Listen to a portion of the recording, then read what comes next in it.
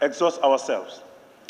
But I want to believe that this is a very important bill, and me personally, I have a lot to say about this bill.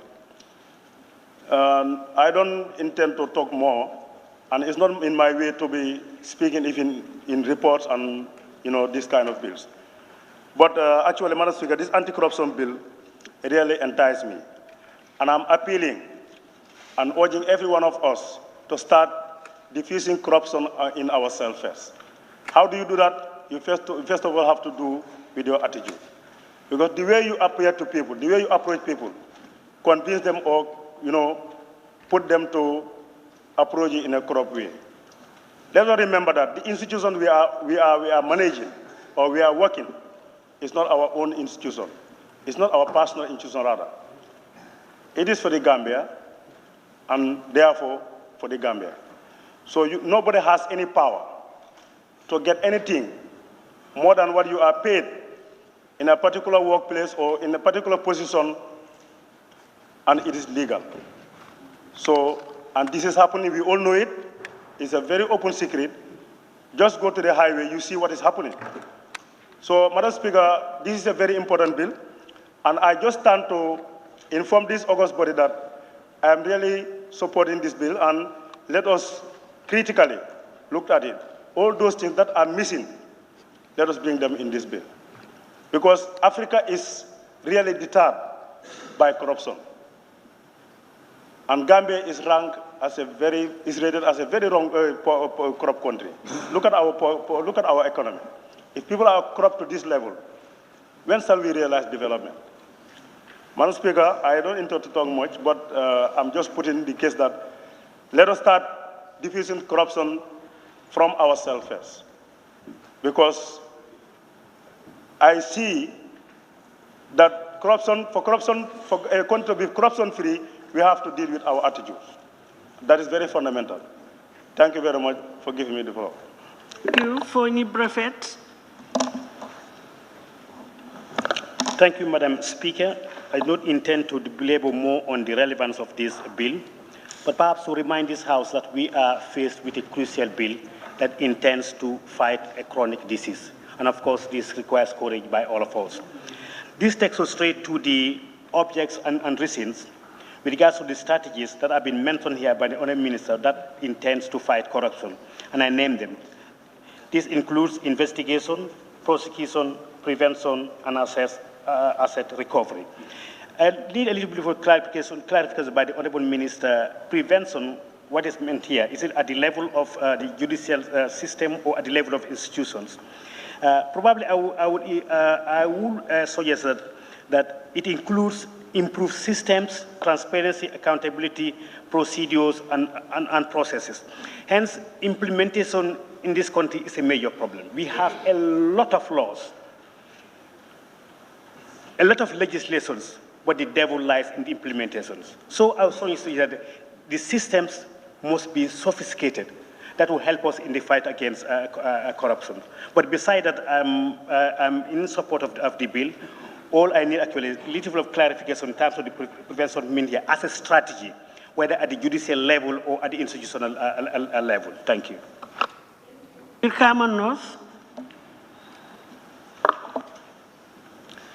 Thank you very much, Madam Speaker. The part of the object of the bill states that the Act will provide a legal framework to guide the fight against corruption and economic crimes in the Gambia. This actually entails that corruption do exist in the Gambia and is time-bound that we fight against corruption. This reminded me in 1993, when I was going to school, the Reverend Bishop of the Catholic Church, Reverend Bishop Michael Cleary, in his Kungujam Mariama speech, that was focused on corruption in the Gambia. He said to himself that if he called himself a Christian, things that were happening in the Gambia then, and he failed to speak about them, then he was not a true Christian. That's why he could not keep mute on those issues and had to speak against corruption when he was delivering his sermon. The First Republic, in his view, he considered them to be corrupt, or the society was corrupt. The advent of the 1994 coup, the military junta also described the First Republic to be corrupt. And I want to believe, interestingly, we are also seeing that there is corruption in the Gambia based on what necessitated the minister to say we need to fight against corruption. That means corruption is cankerworm to our society.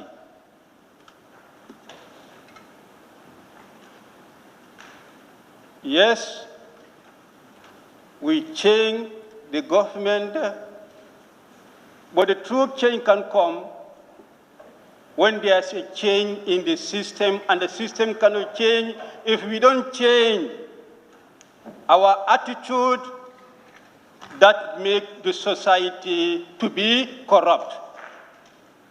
This is what this bill is intended to address.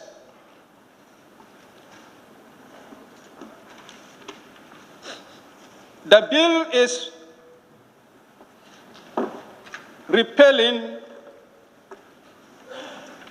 the 2012 Gambia Anti-Corruption Commission. In place, we have the Gambia Anti-Corruption Bill. The minister can shed light on the differences between the two. Madam Speaker, corruption is quite simple by a word to say, but it's very broad. According to Bishop Michael Kerr, I don't know whether that is still in existence, the drivers who receive doses, or the police officers who receive doses from the drivers, for them to have a way to go, he said they are corrupt.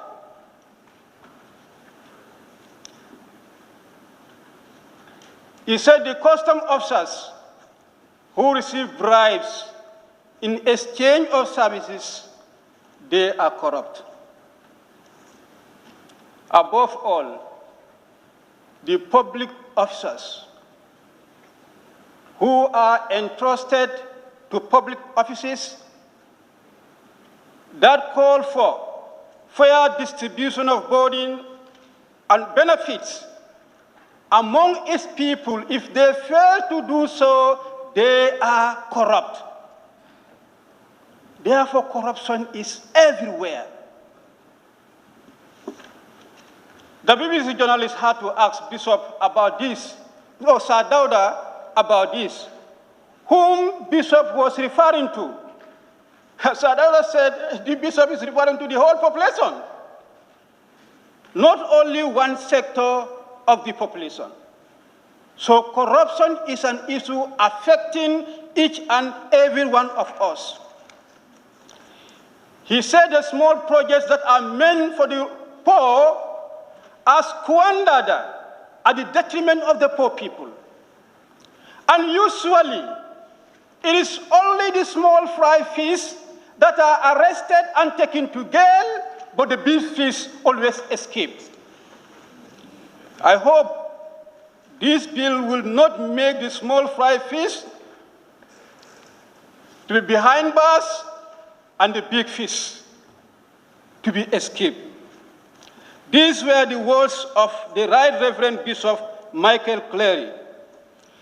He called for a stop to what he called rampant corruption, lack of transparency, and accountability. 1993, 1994, there was military coup. We could all recall the slogan, the words that the military juntas were using. Corruption, rampant corruption, nepotism, lack of transparency, tribalism. These were the words used by the juntas. I had this to say, the concern of the bishop became the concern of the military. That also contributed to the military takeover. It is very sad to note that 22 years also, we expect that those vices will not be the orders of the day. But unfortunately, we branded the 22 years period that the military junta were saying that they've come to put a stop to corruption, lack of transparency and accountability, and flamboyant lifestyle. Their period was branded with this characteristic that we talk about. 2016, we have a change. The change was made for what we call a new Gambia. The new Gambia, we are still crying for the same vices that we branded the First Republic, Second Republic. This bill has come to make what we call the new Gambia another Gambia. The Gambia that will see a corrupt-free Gambia. We cannot achieve that when the leaders don't set us example. It has to begin from there. You put yourself to that level, and others have to follow. It is not a mere speaking, preaching, but by demonstration.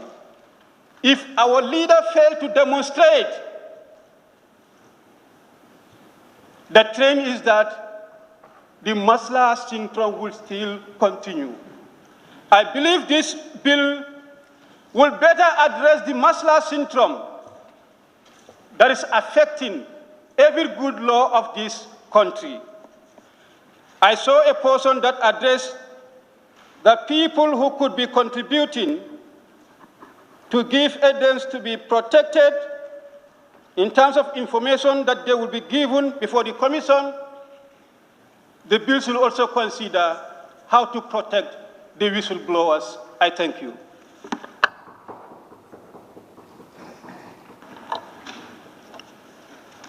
Thank you very much, Honorable Member for Bundung Kakunda. Thank you very much, Honorable Speaker, for giving me the floor to talk about the anti-corruption bill that is before us. As you said, at this time, we are supposed to talk on the merits. Honorable Speaker, this anti-corruption bill, I think it is non-controversial, but rather it is a bill that we were expecting some few years ago, and it could not have come at a better time than now. Honorable Speaker, corruption in our country or in our society, it is very alarming. Some think that corruption is only done by the receiver. But actually, Honorable Speaker, I think this bill needs more sensitization before anything. Because, Honorable Speaker, people think that it is good to give favor to public officers to do their work for them. There are certain cases where people think that corruption is lawful.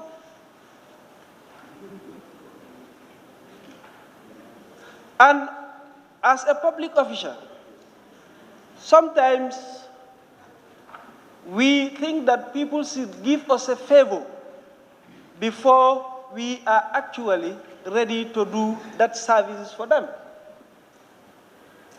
And we think that it is normal, which is very serious. And if people are not enlightened about such issues, they will believe that that is normal, and in fact it's law. Honorable Speaker, corruption, to fight it, it is not easy. There are people who want to show that they are generous.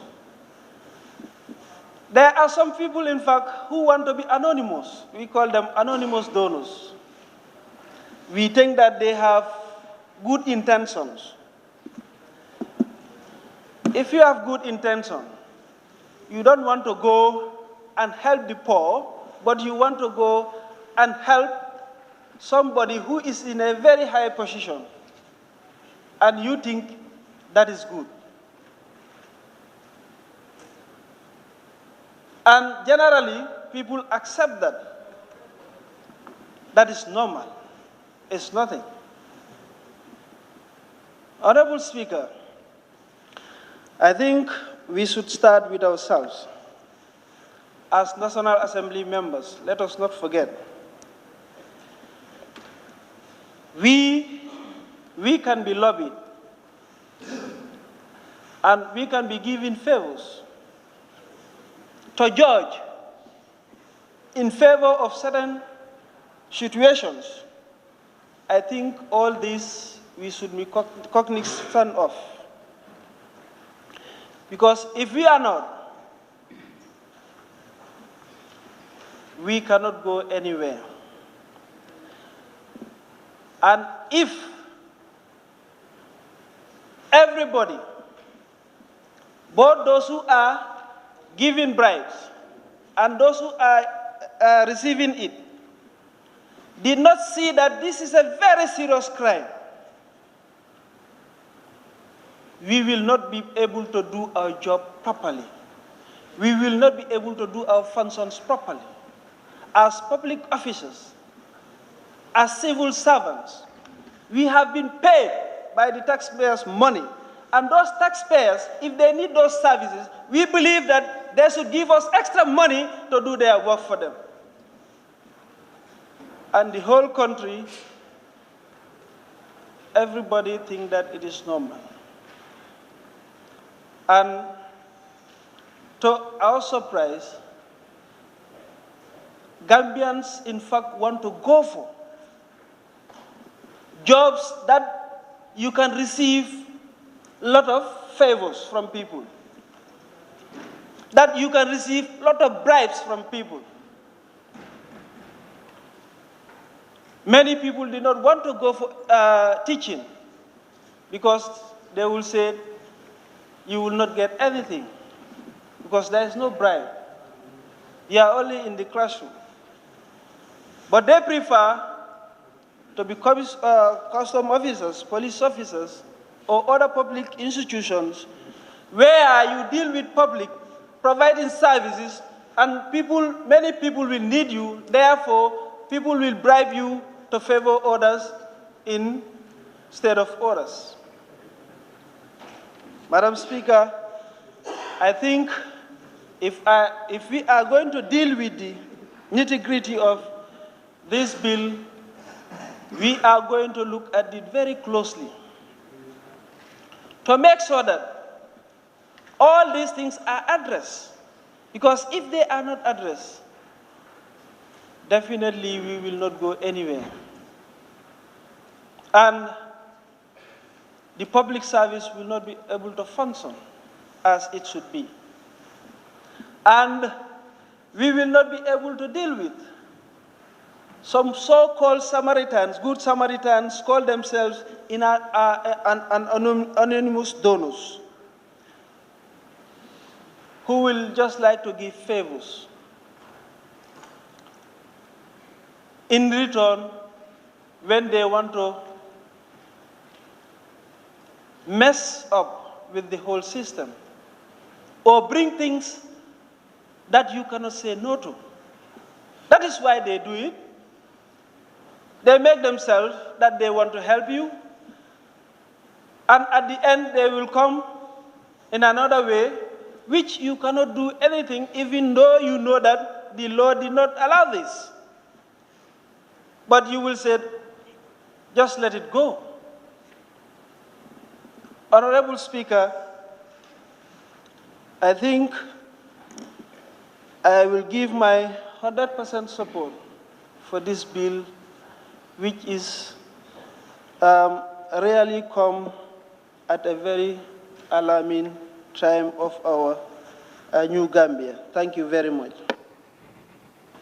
Thank you. Honorable Member for Woolly East.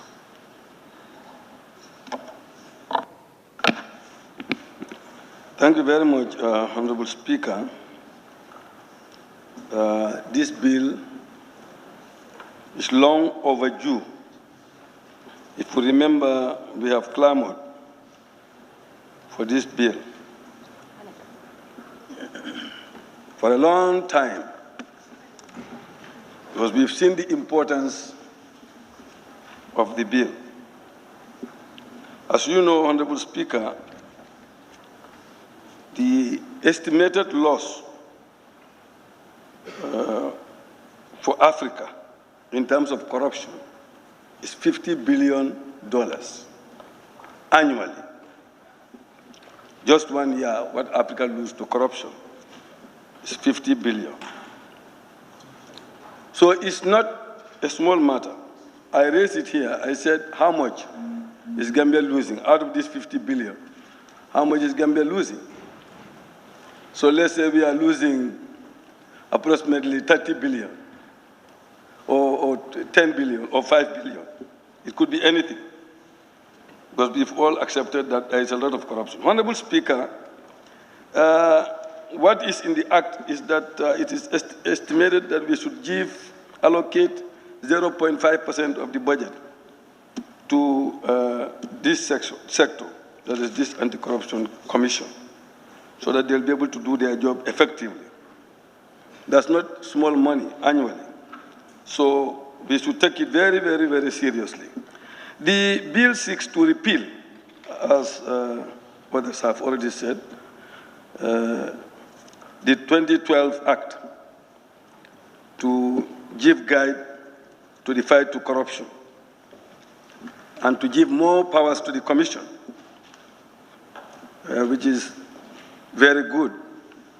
Also, we should remind ourselves of the difficulty in the fight. The Honorable Member for Brikama North has already gone into that history. During the First Republic, the Mbai Commission inquiry, the difficulties they have come across, we all know. From 2012 to date, we see that the commission that is established, or the act that is established, is not effective.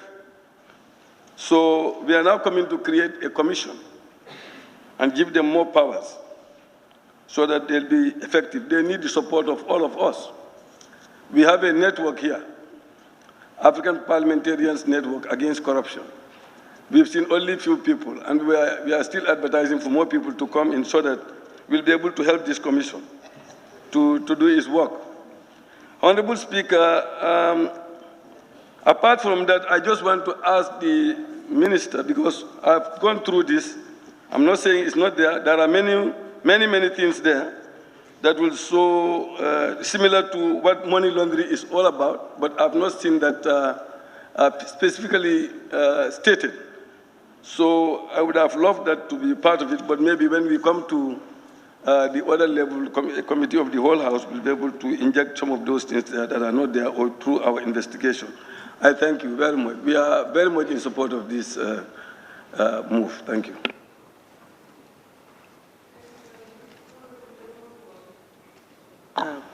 Banjul South.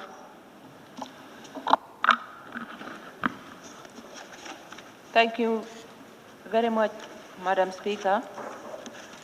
My intervention is going to be very, very brief because they've already said most of the things that needed to be said.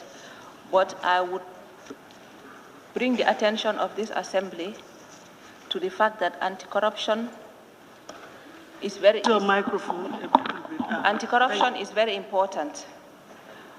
But without setting up a good foundation, it will not be successful. Because you cannot tell somebody that they are corrupt and charge them that you are going to seize their assets without knowing initially what they owned and how they acquired that. I am glad to see that there is an access to information bill in front of us, which I will applaud. But I will also emphasize on the declaration of assets, because without strengthening that unit, or without implementing it fully, this anti-corruption bill, if passed into law, will not be as effective as we might want it to be. We all know corruption is always highest at the highest levels of office. And we have seen high officials in this country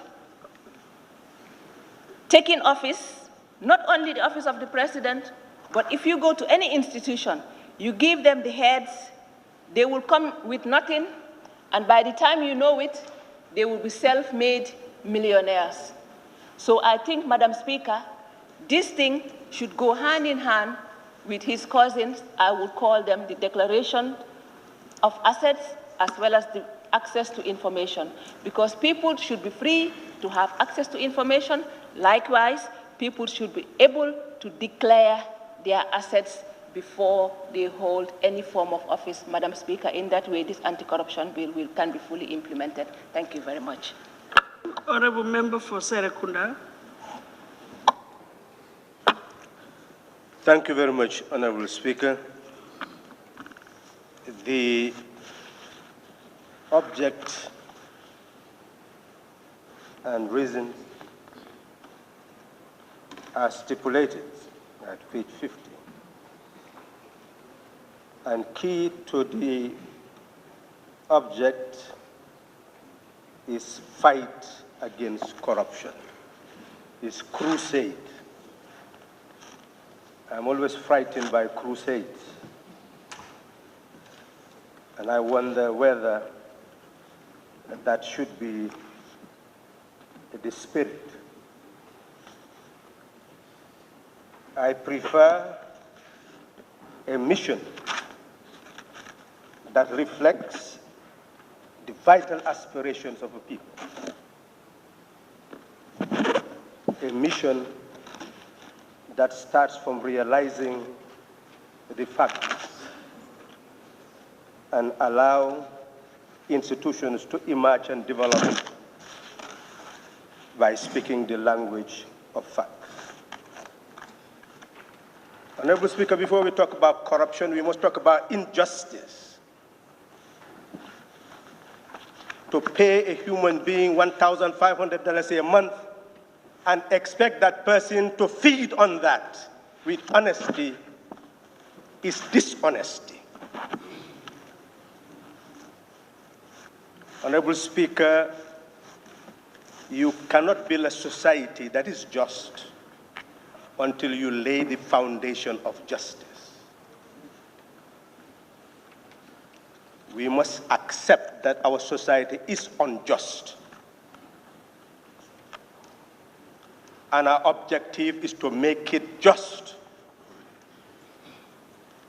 And it must be based on the quantity and quality of work that a human being does,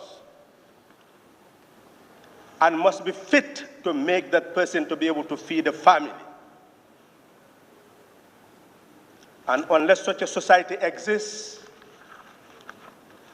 its fight against corruption is an act of hypocrisy. It's not real. And others will always be victims, and equality before the law will be in words rather than in deeds. So it is important, as far as I'm concerned, that if we are going to have any mechanism to make our society just and to ensure that people who are public trustees are worthy of trust, it is not this document that will be able to do it. This document needs to be recalibrated again to be able to serve that purpose. And that premise is already laid for us. We've just refused to recognize it for 22 years, 23 years, now 24 years. Honorable Speaker, Section 221 of the Constitution did establish a code of conduct for public officers and creating some elements of a mission for public officers. That we establish a public service to deliver service to our population. And therefore, there should be certain safeguards in rendering such public service. And Honorable Speaker, members should go to it to see that the duties of public officers are clearly spelled out. The do and don'ts clearly spelled out. Financial provisions all spelled out. How we must avoid nepotism, bribery, and all spelled out. But essentially, we have institutions that when those public officers render service, there is an Auditor General that audits public accounts and eventually can discover what is wrong. Under such circumstances, of course, we have to have institutions, regardless of a society that is imbalanced. We have to have institutions. So what is necessary, what is indicated here, to not be actionable in proceedings in the court, that is what we needed to act on by creating an instrument that will be able to accompany those fundamental principles. So that when the Auditor General discovers misappropriation, well, you need, whether it's going to be a special branch at the police force or any institution, call it at whatever name you give it, that institution will be there to accompany the structures that exist, to be able to do the investigation that is necessary to ensure that really the right thing is done. If you have to recover assets, you recover the assets. My position is that we need to build an institution around the architecture of the existing structures of the state of oversight, of the auditing institution, whether it's public enterprise, etc., so that ultimately we build up integrity. And as rightly been said, it means that we must build a new mindset. If you have the Office of Ombudsman, yes, you need to declare assets. Declare the assets. And then it moves from there. And therefore, we'll start to build on a very objective basis an architecture of integrity that will not lead to the victimization of anybody. But we will see that the existing structures will be reinforcing each other until we build a foundation, a pillar of justice, whilst we struggle with our economic realities to increase wages, knowing the problems of people, so that gradually we build a society that is better suited to address the needs and aspirations of our people. My position, Honorable Speaker, is that we should, in fact, start a discussion on the subject itself. Look at the architecture that already exists of integrity of codes in all the other areas. Look at the financial structure of oversight. Look at their weaknesses. Are we getting Auditor General report on a regular basis, 6 months after the end of the financial year? So this is what we need to deal with, not adventurism. At the end of the day, you'll find out people will start, all the illicit funds will go to the neighboring countries. People will be afraid of the Gambia, and whatever they have will be in other countries invested because they will not want to be seen to have this money. So I'm not sure we are on the right track. And I'm not sure we are being led internationally on the right track. They are talking about crusades after centuries of what we call illicit wealth building what we now call just and legitimate institutions. Read the books of Walter Rodney, you will see how companies from selling slaves, etc., build up mighty financial empires. Now, of course, it must be regulated by rules, etc. Yes, that's it. But the decency comes after the exploitation. I'm not saying that we should tolerate corruption. I should be read quite vividly. I am saying we should calibrate what we ought to do to make our society just and ensure that public trustees do not abuse public trust. We should not compromise with that. And that is what we should really institutionalize. We must build institutions to ensure that public trustees will not abuse public trust. How do we do it? I think that is where the question lies. I don't think we have found the mechanism yet, and we should continue the debate to find that mechanism. Thank you, Honorable Member for Order. Savage is not here. Nyani. Thank you very much, Madam Speaker, for giving me the floor. I first of all add my voice to Honorable Member for Serakunda. For this bill, anti-corruption bill, it is welcoming, but first of all, you can take it. But what is most important in this anti-corruption bill, people have to have attitude. Their attitude should be changed and go towards honesty, as the Honorable Member has said. You have to be sincere. You have to have faith to God. If you have faith to God, I think you'll go away from this anti-corruption. It's true, people are corrupt, but people also make them to be corrupt. People normally say, in their saying, wherever you tie the goat is where he is going to live. That perception, people should forget about it and have honesty, truthful in whatever you are doing. For us, when we are coming to the assembly, we all have declared our assets. And that is a clear indication that you can even judge yourself from that declaration.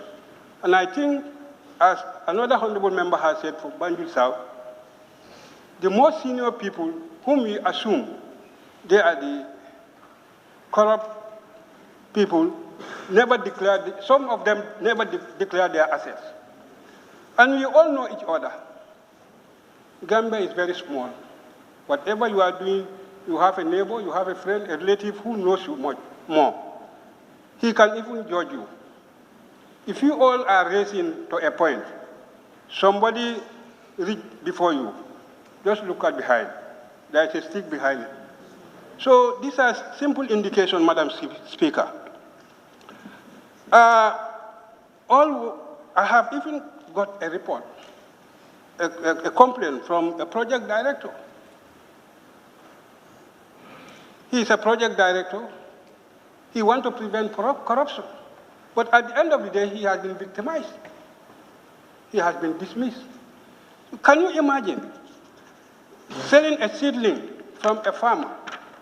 The farmer is selling to you at $50. Though you are buying it from him at $50, selling it to the project at $100 to $250. This individual director said, no to it.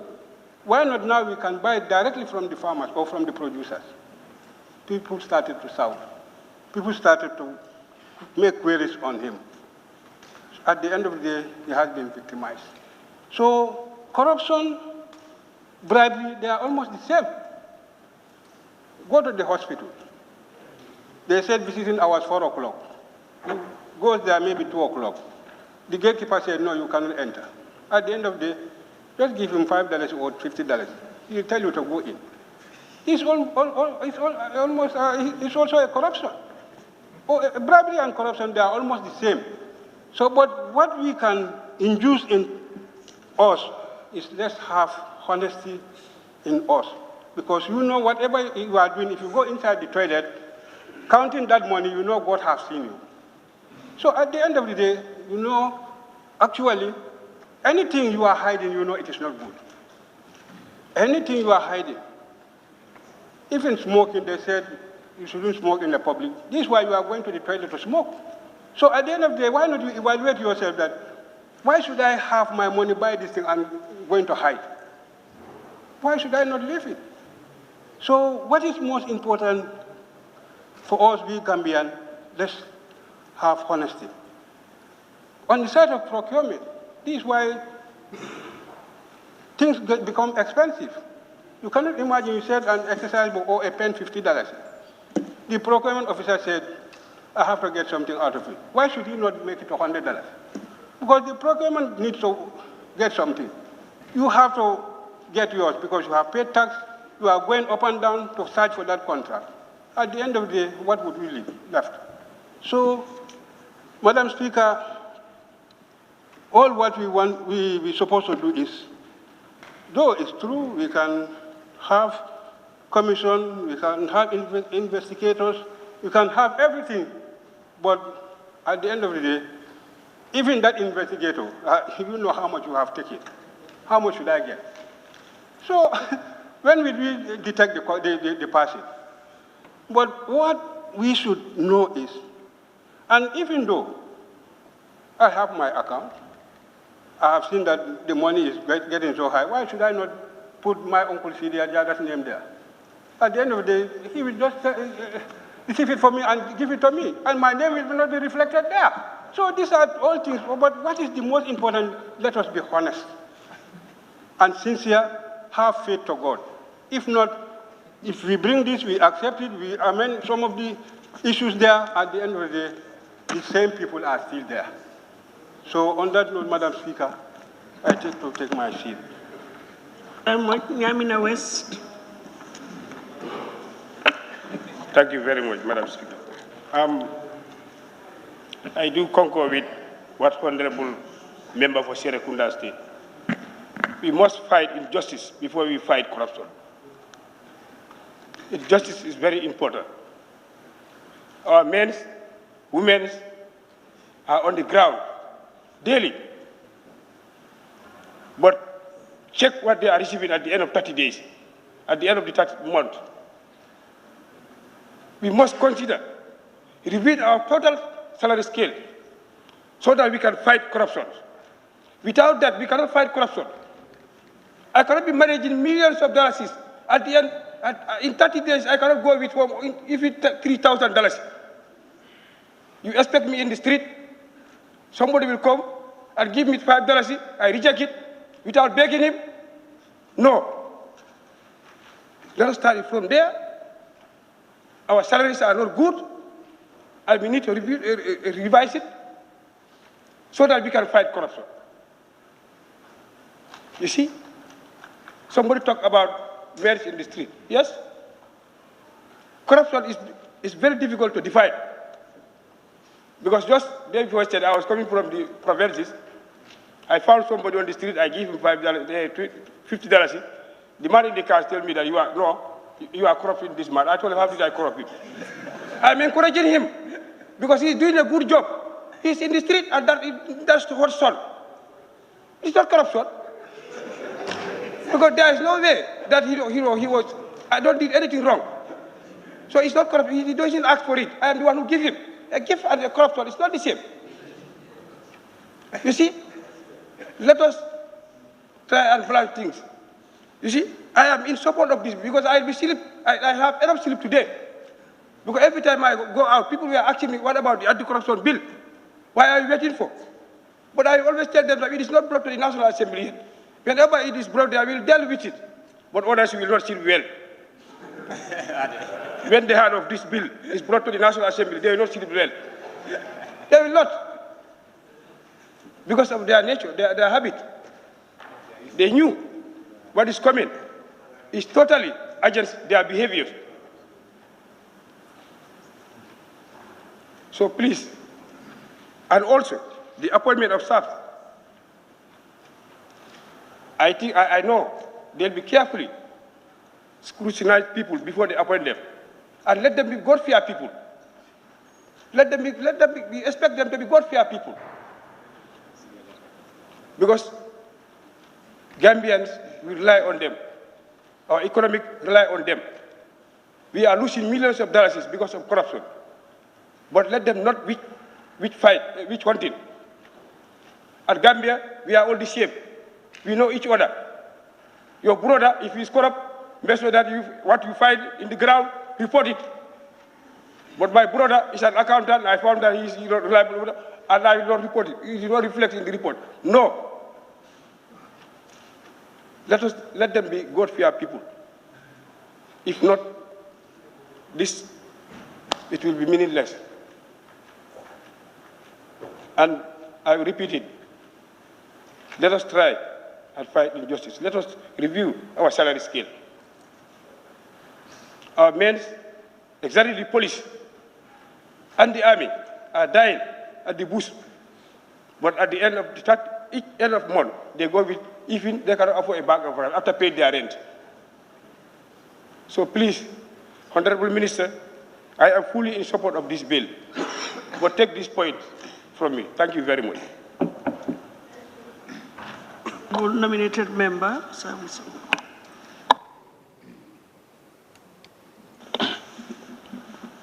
Thank you, Honorable Speaker, for allowing me to associate myself with the previous speakers. Honorable Speaker, this bill has been long overdue as far as the transitional government is concerned. The Gambian people came together in full force to bring change.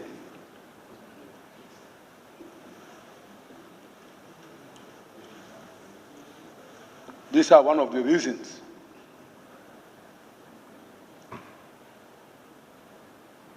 This book is one of the reasons, the agenda, the slogan to bring change. That's why they were able to come together and bring change. So that's why I said it's long overdue.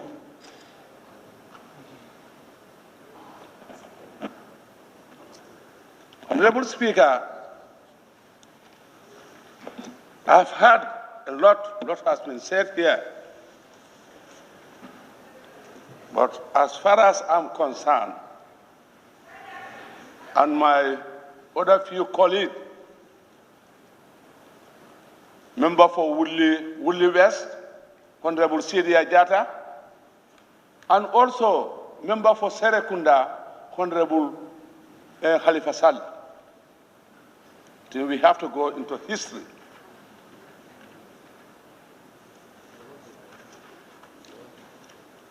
Madam Speaker, The National Convention Party was formed in 1975.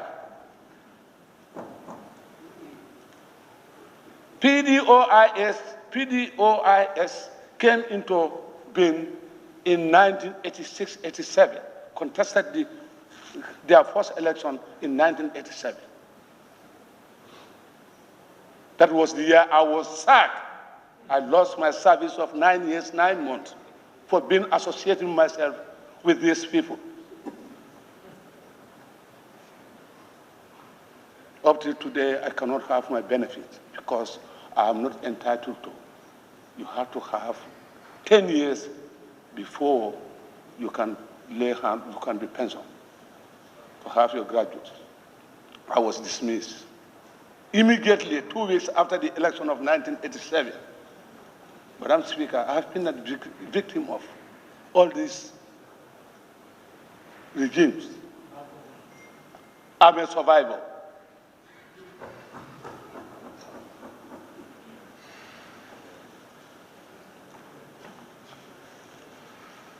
Madam Speaker, Right Honorable Member for Brikama North, I've heard what he said, Reverend Bishop Clary,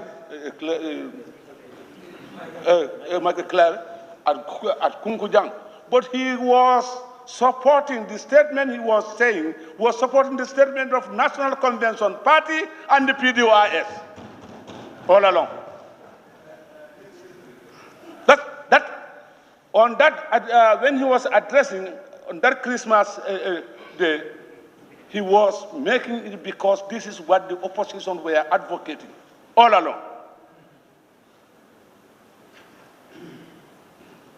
I have been in an opposition since 1972, when